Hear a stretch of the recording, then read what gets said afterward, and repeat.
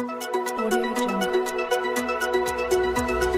Apollo medics super speciality hospital Lucknow की doctor Neha Negi obstetrics, gynaecology and reproductive medicine, advanced laparoscopic व robotic surgeon ने गंभीर endometriosis, adenomyosis और fibroid से पीड़ित महिलाओं के लिए नई उम्मीद जगाई है। डॉक्टर नेगी ने हाल ही में 2 अत्यंत जटिल मामलों में रोबोटिक सर्जरी से सफलता हासिल की। पहली मरीज 8-10 वर्षों से असहनीय दर्द में थी, जबकि दूसरी युवा महिला के गर्भाशय में कई फाइब्रॉइड थे। रोबोटिक तकनीक की मिलीमीटर स्तर की सटीकता से दोनों सर्जरी पूरी तरह सफल रहीं और मरीज अब लक्षण मुक्त हैं। डॉक्टर नेगी ने बताया कि यह तकनीक पारंपरिक सर्जरी से अधिक सुरक्षित और प्रभावी है, जिससे महिलाओं की मातृत्व क्षमता भी सुरक्षित रहती है। अपोलो मेडिक्स के एमडी एवं सीईओ डॉक्टर मयंक सोमानी ने कहा, यह उपलब्धि आधुनिक चिकित्सा की शक्ति और अपोलो मेडिक्स की प्रतिबद्धता का प्रतीक है। मुझे यूट्रस में बड़ा सा फाइब्राइड डिटेक्ट हुआ, तो सर मुझे मायोमेक्टोमी से फाइब्राइड हुआ। मुझे 2 साल तक ये मेडिकेशन से मुझे रखा गया। उसके बाद सर मुझे एकदम से पॉलिप डायग्नोस हो गया कि आपको पॉलिप भी हो गया है।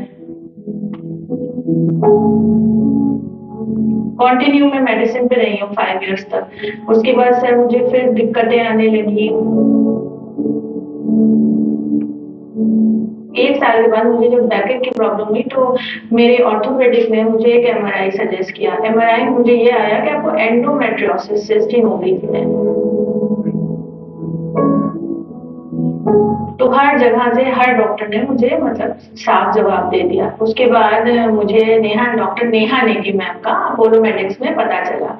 ये जो पेशेंट है जब हमारे पास आए तो ये काफी पेन एब्डोमेन की दिक्कत और समस्या के साथ आए थे। She is a known case of severe endometriosis. ये एक तरीके की क्रॉनिक इन्फ्लेमेटरी डिजीज होती है, उससे पीड़ित थे और कई सालों से उनको ये तकलीफ चल रही थी। सबसे खराब चीज ये थी कि वो बड़े हतोत्साहित से हो गए थे कि मुझे कुछ लाइलाज से तकलीफ हो गई है कि I will not be cured at least in this lifetime. Looking into her detail history हम लोग ने एमआरआई करवाया, which showed of course severe endometriosis, जिसमें काफी डेंस आंतें चिपकी हुई, दोनों तरफ बड़ी-बड़ी गांठें सिस्ट थी जो लैटरल पेल्विक वॉल से चिपकी हुई थी। उनसे पेशाब की नलिकाएं जिसे हम लोग यूरेटा कहते हैं वो भी एंटैंगल्ड थी। आते मोमेंटम सब उनसे गठमट की गांठें बनाया हुआ था। So that was her MRI picture. So I planned to take her up as a robotic surgery case. बाकी ट्रेडिशनल सर्जरीज भी लैप्रोस्कोपी और ओपन से कई गुना बेहतर रोबोटिक सर्जरी होती है इन केसेस के लिए। इंट्राऑपरेटिवली अंदर जैसा उम्मीद थी उससे एमआरआई से हमेशा ज्यादा ही डिजीज लोड मिलता है। रोबोटिकली हमारे लिए संभव हो पाया क्योंकि उसमें बहुत अच्छे वो मैग्निफिकेशन प्रिसिशन और डीप सीटेड पेशेंट्स को वो डेडिकेट करके हम कर पाए। रोबोटिक सर्जरी कराने के बाद भी मुझे ये फील हुआ कि मेरी अर्ली रिकवरी हुई। सबसे बड़ी बात खुशी की ये थी कि दूसरे दिन हम राउंड पे गए तो खुश थी कि पहली बार में दर्द नहीं हो रहा है। रोबोटिक सर्जरी बहुत ही अच्छी सर्जरी है क्योंकि वो टेक्निकली बहुत साउंड है और बहुत अच्छा मैग्निफिकेशन मैनुबिलिटी रहती है, क्योंकि इन सब डिजीजेस से पीड़ित लोगों में ज़रूरी है कि आप डिजीज को पूरी तरीके से ख़त्म करें, जैसे कि वो फिर होके मरीज को उनके जीवन को खराब ना करें।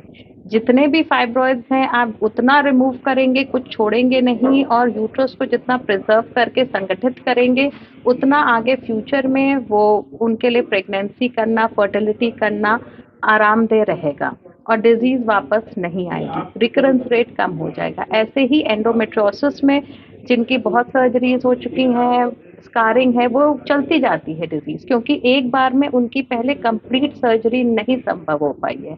रोबोटिक सर्जरी जो हम लोग अपोलो में करते हैं उससे ये फायदा रहता है कि हम complete removal of the disease करते हैं। वो जहाँ जहाँ पे हिडन है, गठी हुई है, वाइटल ऑर्गन से चिपकी हुई हैं, वो सब हम लोग अच्छे से हटाते हैं, जिससे नॉर्मल टिश्यूज उनके सेफ रहते हैं, उनके नॉर्मल जो फंक्शंस हैं डेली के वो कर पाते हैं और डिजीज पूरी तरीके से खत्म हो जाती है। तो फिर से डिजीज होने की संभावना और उनके जीवन में और तकलीफ नहीं होती है। मैम ये 125 टेस्ट की अगर बात करें तो उसका इसमें क्या रोल होता है, क्या उससे ये चीजें डिटेक्ट हो पाती हैं?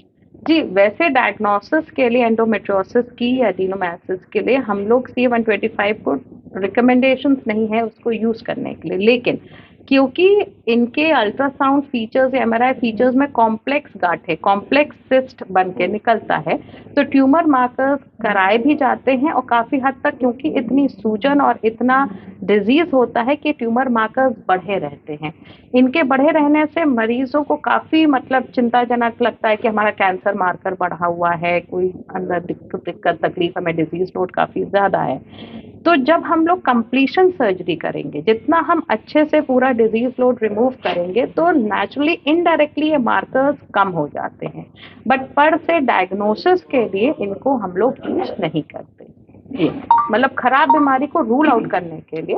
मैम इन दोनों बीमारी की बात करें तो कारण क्या है, क्या लाइफस्टाइल का कुछ इसमें रोल है या ये ऐसा ही जी, देखिए जेनेटिक कारण भी है, हार्मोनल इंड्यूस्ड भी है, और बहुत इम्पोर्टेंट आजकल इसलिए इतना बढ़ गया है क्योंकि स्ट्रेसफुल लाइफस्टाइल और एक खराब लाइफस्टाइल भी इसमें काफी इम्पोर्टेंट रोल प्ले करती है, जिससे कि डिजीज लोड बढ़ जाता है और ये तकलीफ बार बार होती है। Ma'am after the robotic surgery the fertility rate है वो इंक्रीज हो जाता है? जी, इट इज डॉक्यूमेंटेडली देयर कि अगर आप अच्छी सर्जरी करते हैं, फर्टिलिटी एनहांसिंग सर्जरी, तो it has a very good role of again pregnancy to happen and continue. जैसे एक पेशेंट है हमारे जिनकी फेल्ड प्रेगनेंसी थी, सिवियर एंडोमेट्रोसिस था, तो उनकी अब कंप्लीशन सर्जरी के बाद थैंकफुली अब she has a good ongoing pregnancy.